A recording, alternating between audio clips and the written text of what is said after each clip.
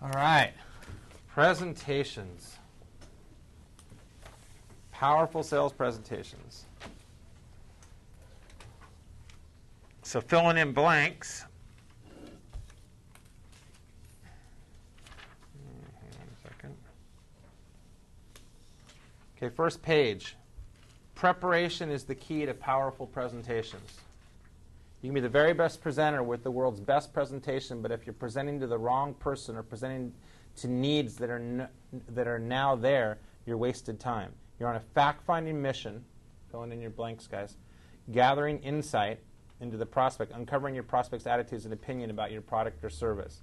There are 6 different things to look at during your preparation process. The details of each may vary slightly depending on what industry you're in, but the general concepts are the same regardless of the industry.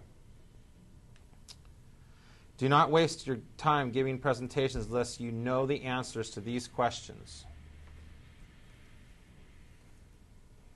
Hang on a second, I'm catching up on the PowerPoint here.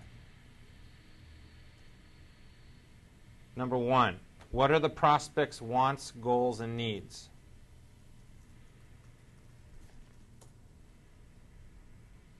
Number 2, what is the prospect's prior commitment? What is the prospect currently using? What is the prospect's previous experience with your type of product or service?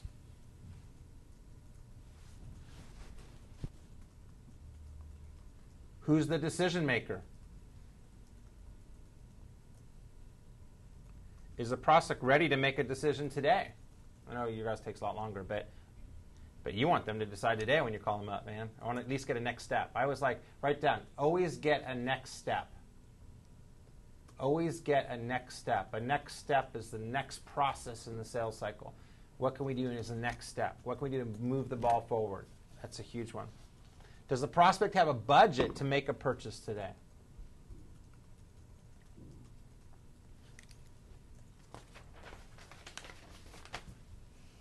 What are the prospect's wants, goals, and needs? If you know this, you've already won half the battle. Sometimes you have to go one step further and simply find out what the prospect's wants or needs by helping the prospect paint a picture of that want or need. The bottom line is that we must help our prospects visualize and describe their need back to us. Underline that. The bottom line is that we must have our prospects visualize and describe their needs back to us. They need to tell it out of their mouth. What are their needs?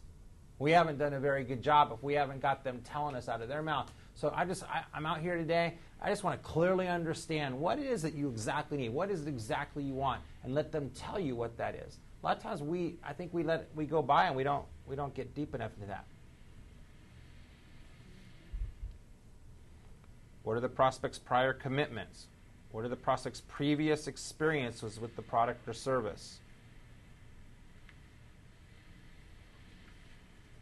The process of finding out the prospect's plans for the future is very simple. And I want you guys to underline this. I bolded it. Do you have anything currently set up for fulfilling your needs?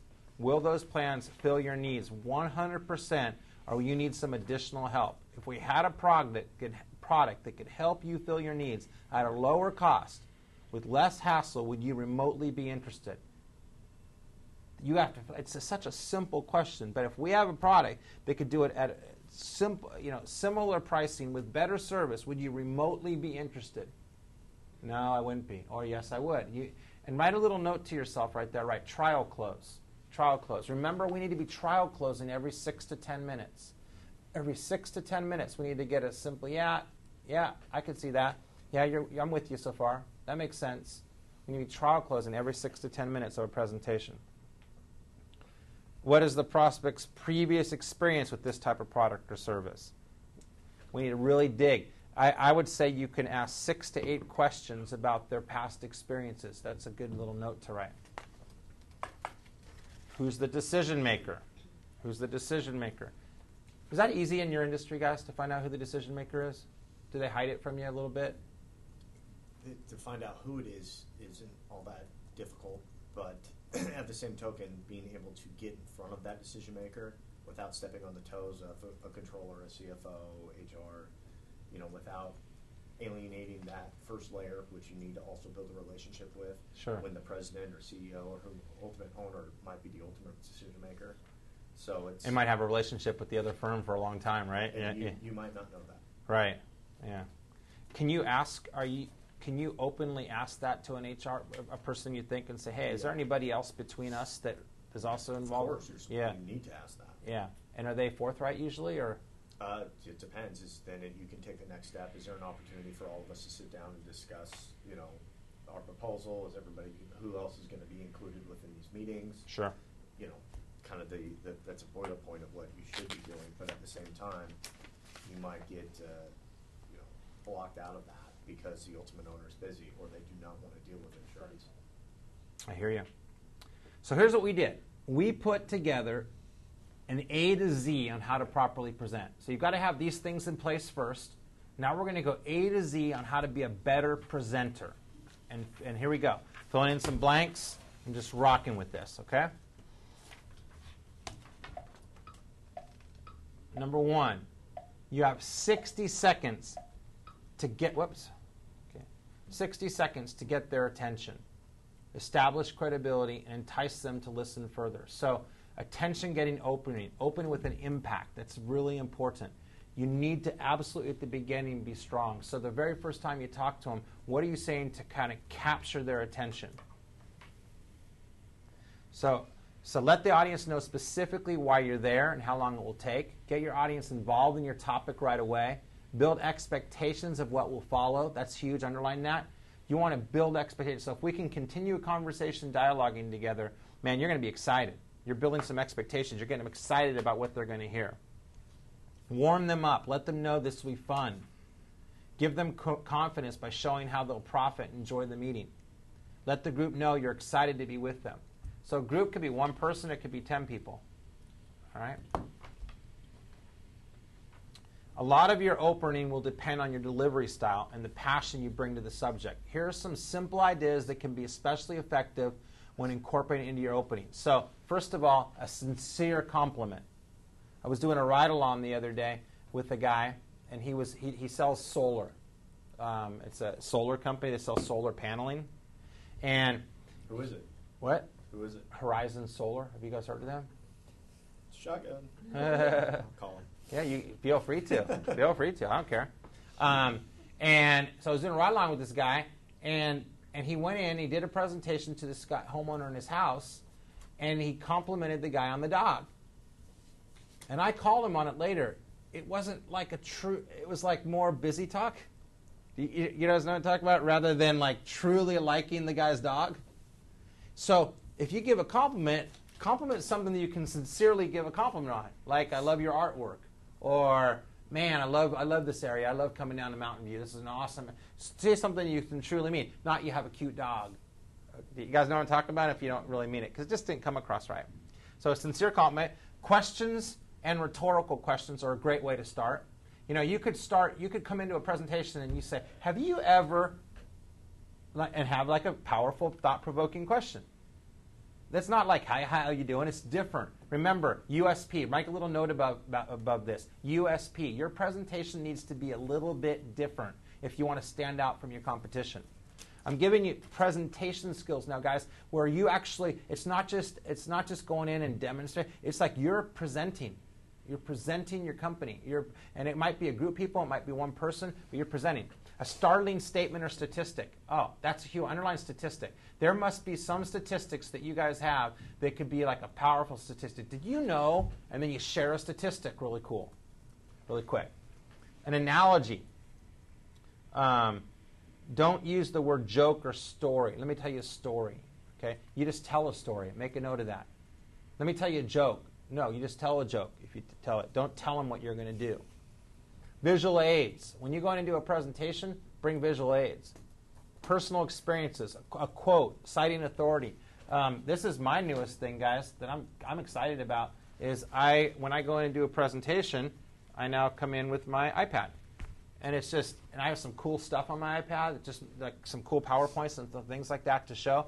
And I used to bring in a big, bulky, all this stuff, but there's some things you could do just on your iPad. They're kind of cool. Do you guys have iPads here? Everybody has iPads, okay? But are you using it to present? Are you using it to present with? All right. Next slide.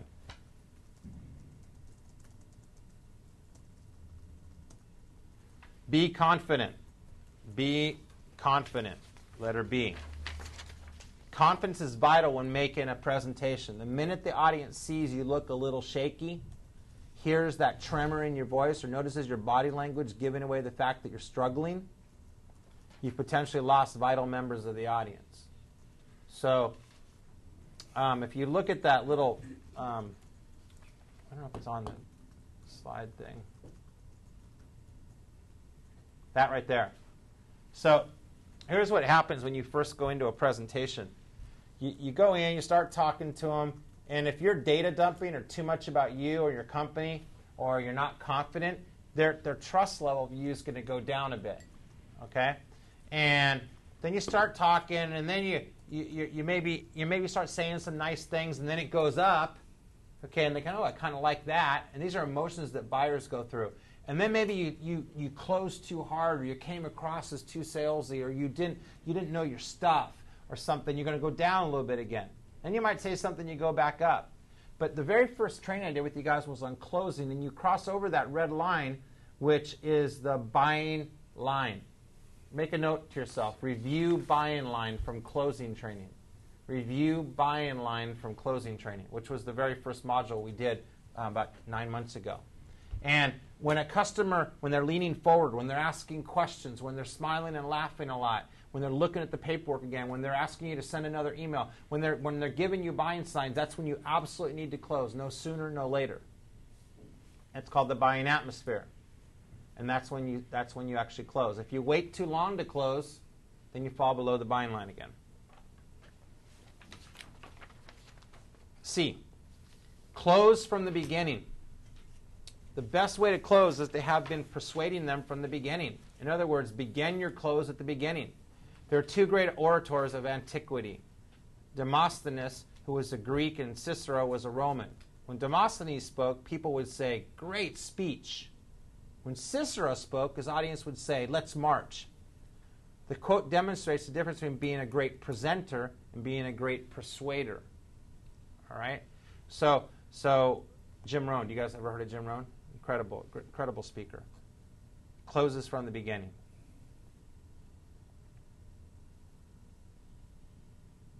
D, dress.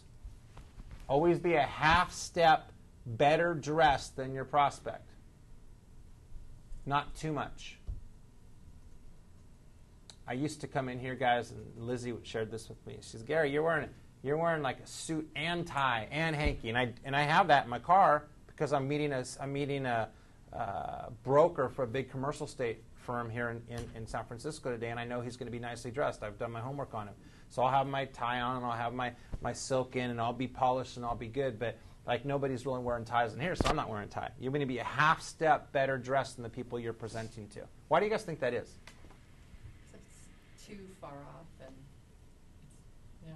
If too much, you come off. Yeah, you come off super salesy, or well, that's how I interpret it. But you below, then you look like you're, unkept. Yeah. Not you always prepared. want to look professional. And you respect them by dressing a half step higher. You're saying, "I respect you guys as business people. Okay, I'm going to care enough about myself to get dressed up to present." Okay, professional. If they're business casual, wear a suit and tie. If they're a suit and tie, wear a three-piece suit or add a tie clip and pocket square. You guys do what you need to do. Ladies, it's different, of course. Mm-hmm. It's harder. I think it's harder for females to know exactly. I think it is, because how do you know how much do you dress it up? Okay, men can take the tie off, put the tie on. I mean, we can do things, that type of stuff. Okay. E, eye contact. This is another huge one in presentations. As the windows of the soul, eyes connect. Speakers to their audiences, they build credibility and persuade, entertain, or motivate listeners. For more effective eye contact, shift your gaze from one side of the room to the other, looking at individuals instead of at the group. I do that a lot when I'm talking to you guys. I'm constantly going back and forth. We call it the fire hose spray. Okay, you want to do some of this, but you also want to stop. You don't want to fire hose the whole time. You want to stop and if I just stop and look you in the eye, okay, for a second, there's just a connection between us for a second. Do you know what I mean? So make a combination. Make a note to yourself. You need to, if it's more than one person in the room, at least make 3 to 4 connections, eye connections with individuals if it's an hour presentation. So it's one individual eye contact per 15 minutes. Write that down.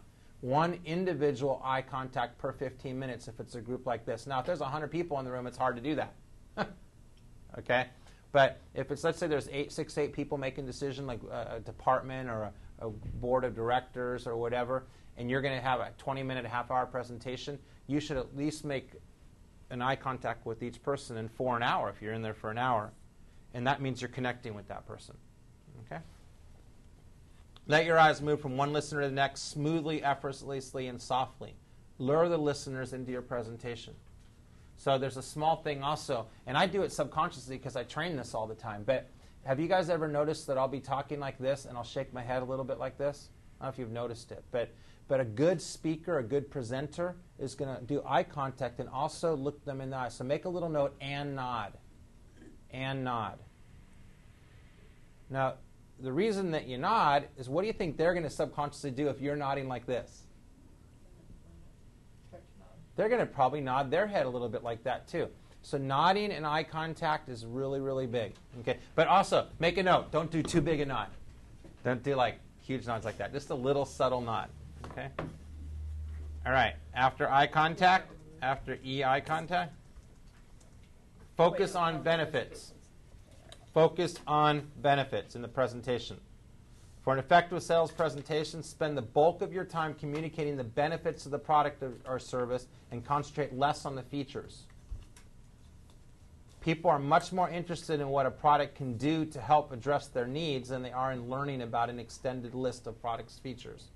For example, tell your audience how a product's technology will make their lives easier and save them time, instead of simply telling them details about the product's groundbreaking technology. Okay. Moving on to G. Show some sort of passion. If you're just the same stoic the whole time, everything gets kind of muddied together.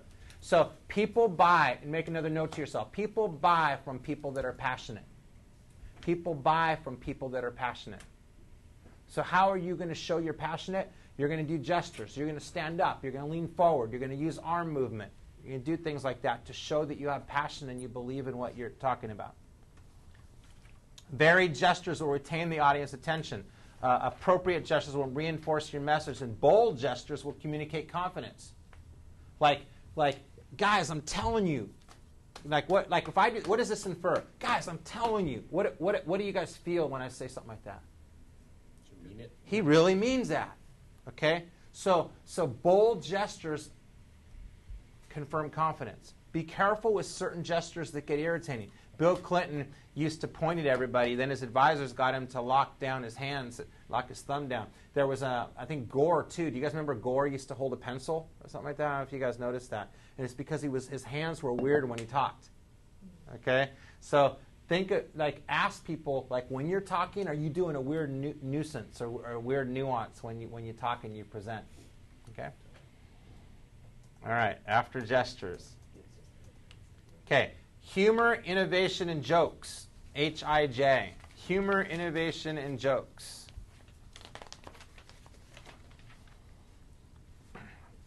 Choose wisely. Humor, innovation, and jokes can add spark to your presentation, make your ideas more memorable, clarify your points, and persuade your audience. They can unify the audience and give it a welcome break during lengthier technical presentations. A well-timed, appropriate, good humor entertains your group. It makes them feel good and more responsive to what you say.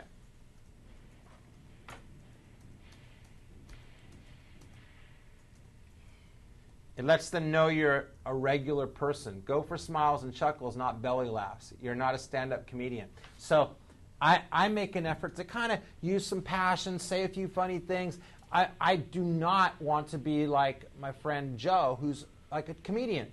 Okay? Because I could be just hilarious being humorous all the time. It's good to have a joke here, a joke there, but if you're too funny, what are people going to think you are?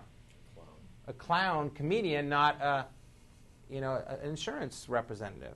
Okay, so you have to find a fine line with that. And you don't want to add humor in, like how do you say that? Did you hear the one about the three guys in the bar? Okay, that's not the kind of humor that you want to do. Okay, the main goal is to keep your audience involved. The best sales meeting humor makes a point. You should never tell a joke for the sake of a joke. Okay, original stories. So here's sources of humor. How many of you guys in here, by the way, let's talk about humor for a second. How many of you guys think you're funny?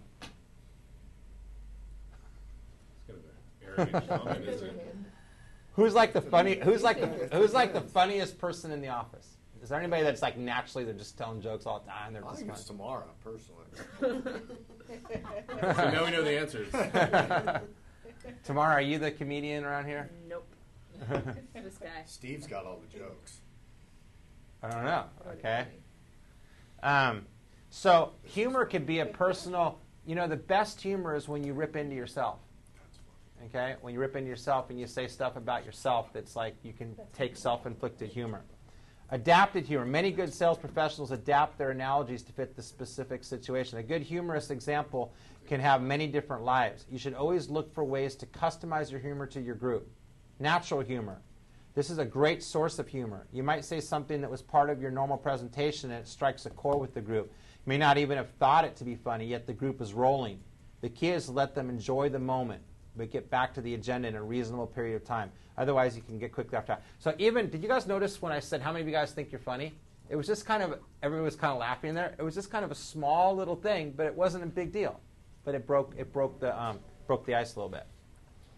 Okay.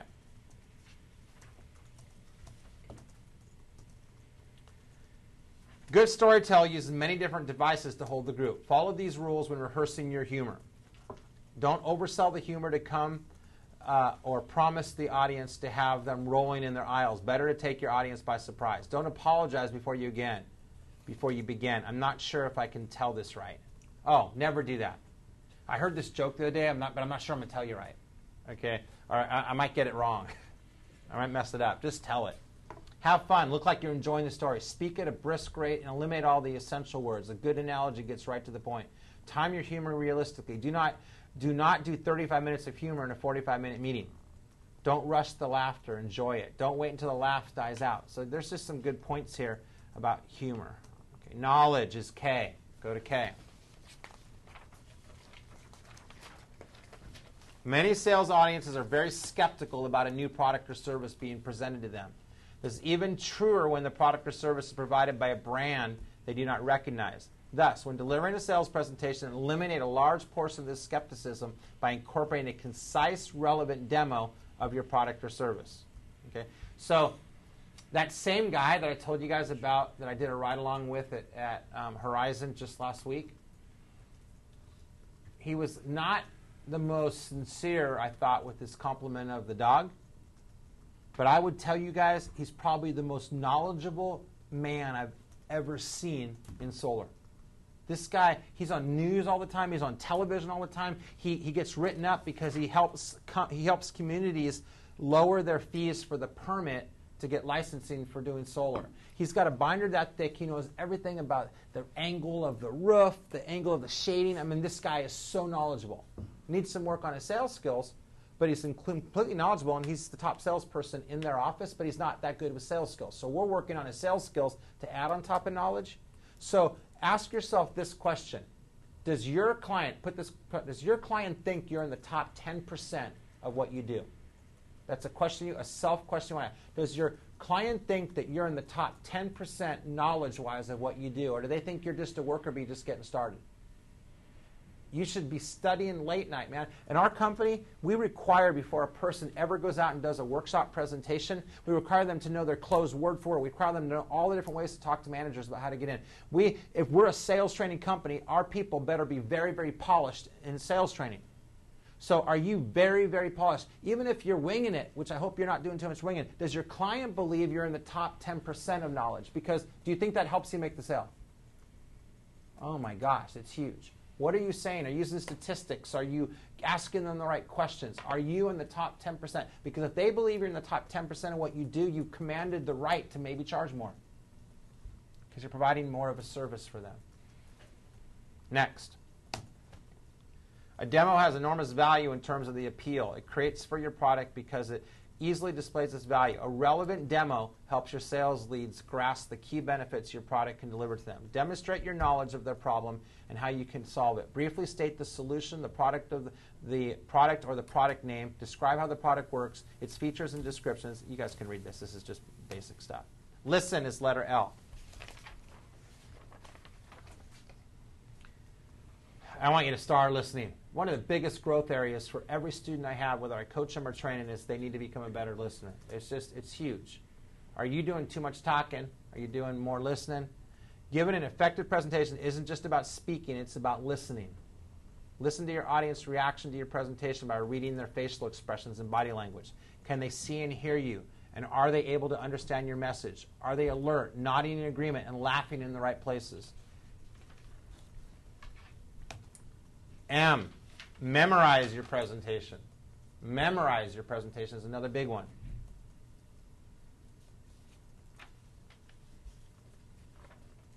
For every hour that you're presenting, you should have spent at least 3 hours reviewing. Write that down. It could be over time, but that's the formula. 3 to 1. So if I'm going to present, I'm reviewing it the week before, I'm writing the material, I'm spending time with it, I'm becoming familiar with it. Okay? You guys should be doing the same thing. If you're going to present something and you're going to spend a 20-minute presentation, do you absolutely know what order you're going to do? Do you remember what's going to happen next? Are you going to do it this way? Memorize your presentation if you can. Because if for example, your PowerPoint went out or you forgot to bring your stuff with you, you could still present it. We have this thing called an executive briefing, which I have in my thing right here, but I left this in the car, and it was far away from where one of my presentations was. So I just went through in my head to the presentation to the CEO of a company. I just went through the basics of what our company does because I knew the order it was on this, and then I sent in the PowerPoint later. Okay? And I said, you know what? Rather than me go back and be late, I want to respect your time. Let me just share with you 6 or 8 of the main things I was going to cover with you today. And then I sent it to him kind of in a nice PowerPoint form after that was already done. Okay? That's M. Okay, N, never argue with your prospect. Never argue with your prospect. So never kind of, oh, no. You know, always there. It's tough, but the customer's always right. O, offer solutions. Uncover the problems. Cut, poor, remedy. Cut, poor, remedy. So this is CPR again, and we're gonna go into this in the qualifying. But I covered CPR before. Who remembers what CPR is? You said it. Cut, poor, remedy. Yeah. Okay, but dig deeper. Dig deeper. Cut open their wound, which is their pain, their struggles. Pour salt in it, and then you guys provide the remedy. We're going to get into that a little bit more in qualifying. P, practice, drill, rehearse, PDR. Practicing, rehearsing, and self-evaluation is one of the most effective and most painful ways of improving as a presenter. One of my, a new client that I just started, they're on a 45-day blitz. So their training is a little bit different than doing every other month. I went in and did 2.5 days of training, and then every day they're texting their stats or they're emailing their stats. We're doing weekly management calls, and they're getting together every single day to practice, drill, and rehearse their presentations, their closes, their objections, and it seems like going back to like elementary school. But guys, their closing percentage is up almost 30% because they're actually practicing, drilling, and rehearsing their scripts to make them sound more polished. Because what's likely to happen, again, when we do training in here, unless we're getting back and practicing them and having role plays and whatnot, is it's likely the law of diminishing intent. Marshall, do you remember what law of diminishing intent is? I don't think I attended that session. Okay. What do you think law of diminishing intent is? Well, I would say that it would have something to do with your intent diminishing. I'm not. I knew you were going there. How about the further away you get from the action, the less likely it is you are to do something on it. So when you guys, for example, today, when you each picked 4 things from the selling in a down market you want to work on, if let's say you don't go back to your desk and kind of make an action plan on it today, here's how I'm going to actually now incorporate those 4 things. By tomorrow afternoon, what's likely to happen? Amy? I'm kind of busy. I had some appointments come up and this and that. Okay? And so when you do get something in here that, oh, I'm going to work on that, it's really important that you actually go calendar it. You maybe get a role play partner. You practice it. You drill it. You rehearse it. It's very hard to do. I'm not saying it's easy, but that's how you get the most out of this. Okay? So P is practice to rehearse. You have to do that in presentations. Watch your video on, okay, this is important. Jeff, I got a question for you. You've been doing this for a while. A person that is really a good presenter, whether it's one-on-one sitting with somebody, okay, or a group, does that make a difference in closing deals in your business? Of course. Okay. So here's what I recommend if you guys really want to get serious about this. And we do this in our own company, every single person's video. You should have somebody travel with you and video you if your client will allow it. And say, I'm trying to get better at what I do. And now you can get those little, what are those little cameras? The flip, okay? And you could say, I'm trying to work on my presentation skills, and this is just for our own internal purposes, but would you mind if I film my presentation with you, just so I can see how I'm reacting with you, so I can get better at providing services? Now, if you're not comfortable with that, you should use a flip camera to film all of you. When you guys have your meetings, you should be doing some role plays and filming it. You know why? Because then you go back and watch yourself. Do you know when you watch yourself, sometimes it's, oh my God, I look like that? I can't even believe that that's me presenting. Okay, God, I can get better. So there's a couple ways you do. You watch your video with your back to the video. So in other words, you film it, and then you just listen to yourself later. Oh my God, when they said that, I said that? Really? I didn't even know I was doing that. Okay? Another thing is, you watch your video and fast forward. Now, why do you guys think you watch your video and fast forward? You're going to laugh on this, but why do you think it is? See your gestures? Yeah, all the ticks, like if you keep doing this, or you keep scratching right here, or it might be a stupid little thing you do, okay? But when you watch it and fast forward, it catches on. Now, there's studies that say that people don't buy from people because a little small nuance that they do bothers them. Okay? So it's maybe worth it at some point in your life to video yourself and watch yourself present. Then you watch yourself in normal mode. So you watch yourself where you can't, you just hear yourself, you watch yourself in fast forward, and you watch yourself in normal mode. And it's hard. Guys, it's so hard to do self-critique on yourself and look at yourself sometimes. But when you do, you go, oh my gosh, that's a growth area for me.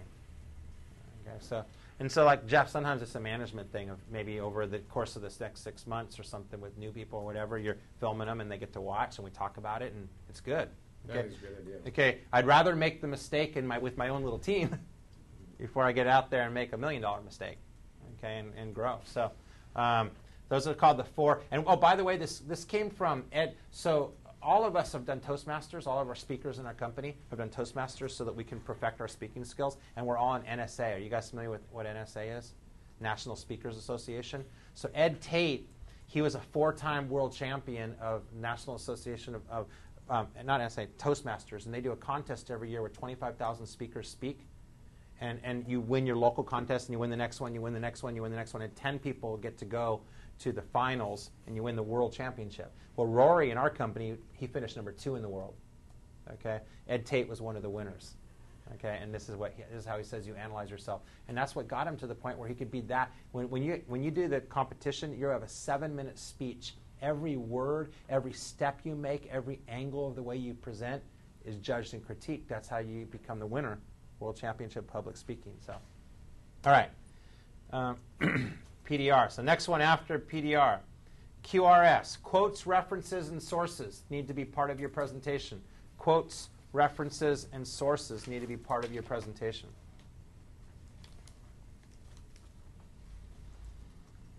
Information is everywhere, and it's easy to find, easy to capture, and easy to copy. Boost your credibility by giving credit where credit is due. Always cite your sources. Your reputation depends on it. Use testimonials from happy clients and highlight specific quotes.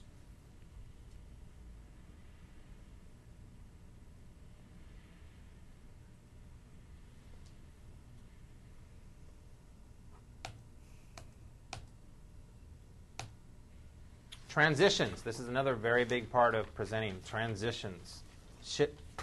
Shifting from one part of the presentation to the next part of the presentation. A presentation isn't about just presenting ideas. You must lead your audience, and that is where transitions come in. They're the roadmap you use when you're leading your way through the presentation. Effective and persuasive sales presentations is made up of many components that must fit well together. Transitions are responsible for much of that fitting. They take your audience from your opening to the body of the talk to provide a smooth passage between your main points, while also providing links to minor points. Yet transitions are so frequent and basic, they're often overlooked. If you hear a trainer stumble, it's often over a transition. Novice speakers shift gears using on phrases like, let's see, our next point is. When you review the outline for the sales meeting, look and see how many topics and subtopics are present. Each one requires some form of transition. So here's 10 transitions that work.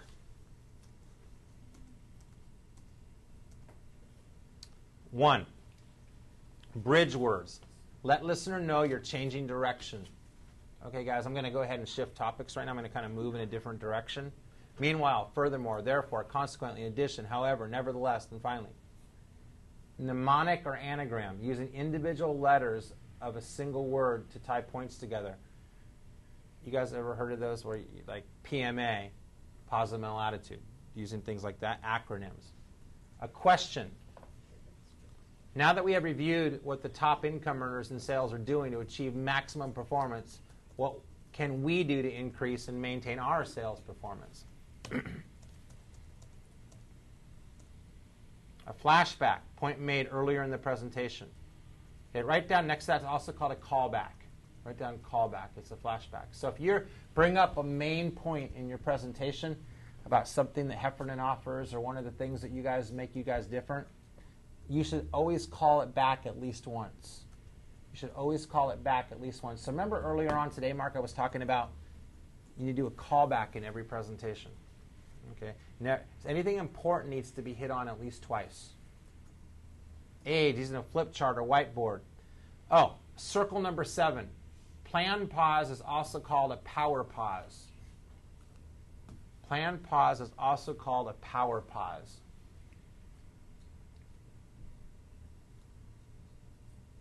So Tamara, the way a power pause works is this.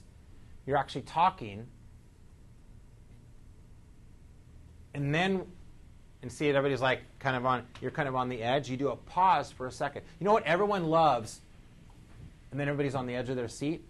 So power pause, write this down at least one time in every presentation. Something very big that you're going to cover, you need to power pause right before it. A power pause should be anywhere between 8 and 13 seconds. 8 and 13 seconds. It's hard to go 8 seconds. Okay? I know. Okay? But what happens when there's silence? What happens when there's silence? Annoyance. Uncomfortable. Yeah, they want to know what are you going to say next, okay? And they listen more, okay? So, but you only do it one time. Now, why do you only do it one time? Because then you're simply talking in phrases. No. Yeah, that's true, though, okay? Why do you guys think, Amy, why do you think you can only do it one time? Because then it probably takes away from the fact that, The dramatic point effect. that you're trying to. Yeah, it's a dramatic effect you're trying to do one time. You do it again, it's a technique, okay? Okay, but power pause is a very important thing to use in a presentation. Okay? Physical movement is a transition. I was talking to you guys about that, getting up and making it passionate. That's part of a presentation. An analogy. PEP, formula, point, example, point. Okay. This is huge. So let me make a point. Let me kind of give you an example, and let me bring you back to the point. One more thing that you guys can add to that, right? Add a personal story to the PEP. So a personal story. So if you're making a point about something, let me give you an example what I mean about that. So you're making a point about we're less expensive in many areas. Then give an example. Bring back the point, and then give a story of someone that you were actually able to save them money. So you can add a story to your PEP formula. That's T. The most important transition you'll make in your presentation will be when you move from showing the benefits of your presentation into the closing part. It's important not to telegraph the fact that you are now going to try and sell them on your product or service. Your audience will quickly put up the defense barriers when they see a jerky transition into an obvious closing sequence. Your audience will create a no-fly zone, and you'll have a hard time closing. So that's why you want to make a note there. Be trial closing the whole time. You should be closing from the beginning. You don't want to get all the way through, and now they're going, oh, here comes his close. Okay, you don't want to do that. All right, you want to be, my goal is, Jeff, to be working with you, and that's why I'm out here today. And from time to time, I might ask questions and things that will be asking you how we're moving along so far. I hope you're cool with that, because I don't want to waste your time. And then that gives you permission to do a trial close. And you're going to constantly be trial closing through your presentation. They're a little small. Am I doing okay so far? Are we on the right track? But it's really important that you're doing that.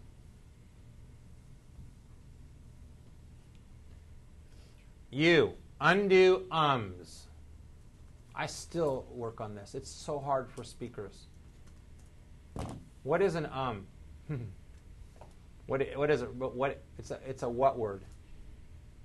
Pausing device. But Fillers or nothing. Yeah, it's like a filler. What am I going to say next? Okay, it's thinking. So, and it's very difficult. Okay. Have you ever heard athletes talk when they're interviewed? Okay. They have a lot of ums and ahs a lot of time. They like to thank God, too. Unless they're Brian Wilson. He doesn't really know. Actually, and others. Analyze why you use them and develop a plan to rid yourself of conversation killer. Use power pause. Present your verbal communication in a manner that ensures your audience has time to resonate with your words and creates a meaning for themselves, especially at the important points, is a key skill. Okay, this is really cool. Voice inflection. V. Let's talk about voice inflection. Do you guys think this matters? yes. Yes. So if I talk fast and loud, what does that infer? You're angry. Right. Usually angry, upset. What if I talk slow and soft? Medicated. No, what am I showing for that person maybe if I'm talking slow and soft? Empathy. Empathy, compassion. Okay. So I want you guys to look right here at this graph. To add authority, you add rate and volume. So with some people, you need to be more authoritative. You need to tell them what they need to do. Do you guys agree with me that there are people that you need to tell them they need to make a decision? Are there people out there like that, guys? Heck yeah. Okay. And we have the power to take that control. So we're going to talk a little bit, when it gets down to the closing thing, we're going to talk a little faster, a little louder. This is what you need to do. Right? When you talk loud volume but slower rate, that's enthusiasm.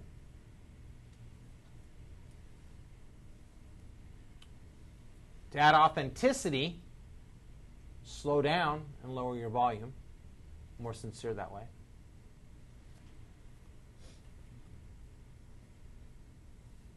To add anticipation and focus, you're going to have higher rate, low volume. Okay. Words, W. Words to use and not use in a presentation. And words scare people, guys. If you say the wrong word, it comes across as too pushy. So here's some words. Never say sign, because sign kind of sign this. Mark, yeah, sign. We've got to sign the contract. Okay, it's a little bit scary. Say okay, authorize, approve. Cost or price. Don't say cost or price. Say what? Investment. Not a down payment, but what? An initial investment. Not a monthly payment, but a monthly investment. Not a contract. I know you guys have contracts. We have contracts, but an agreement. Go ahead and get the agreement going, or paperwork. We don't have problems. We have what? Solutions. That's right. Okay. Challenges, or write down areas of concern on your paper. Write down areas of concern. Areas of concern. We don't have problems. We have areas of concern. You're not going to go, I'm going to go out, what are you doing this afternoon? Mark, I'm going to go out and pitch somebody. Okay? That's kind of like, I don't know, it's kind of old school. So I've got a demonstration or a presentation. Okay, X. This was a hard one to find. Examine. Examine. Google or research your client online. By finding key information, you can tailor your presentation with current facts. Press releases, media, LinkedIn. Seek out key employees at your prospect's company and get introduced to them. Find groups of prospects maybe involved in and join them. What can you do to be closer with them if you're trying to get them as clients? Business page on Facebook, like their page. Twitter, become a follower. What are some things that you can do to really examine them and learn about them? Why? Yes, I can. Yes, I can. Believe in yourself. Repeat your affirmations before your presentation. Be prepared. Yes, I can. I can do this thing. I can rock this thing. Be confident. Write down again on your paper. Confidence is attractive. Confidence is attractive. Fear or timidness is unattractive. So you have a big presentation. This is big. You can make big commission check on this. This could be your money for the quarter. This could be huge. And someone says, "How are you feeling about it?" "Oh, I'm a little bit nervous." If you say you're a little bit nervous, you're feeling nervous. Do you think your customer can see it? Heck yeah. You know what causes comfort? Write this down, guys. What causes unnervousness is preparedness. Write that down. The more prepared you are, the less nervous you are. The more prepared you are, the less nervous you are. If it means you're studying, doing an all-nighter one night before that presentation, I'm not saying to do that, but it's better to be prepared than go in nervous and know your stuff.